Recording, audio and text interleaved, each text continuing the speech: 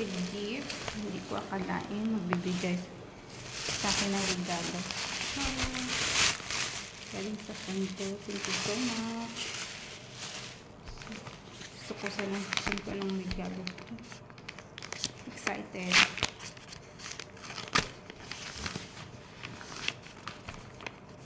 Thank you sa nagbigay. Hindi ko inasahan na magbibigay siya ng gift sa akin. Kaya, open.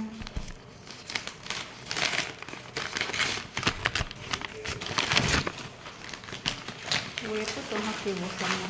Uy, akang kay siyak daw. Oh! Photo album. Thank you so much. Hanalyang ka. Pang nata po, paitsaw na to. Thank you, Carol. Thank you for the gift.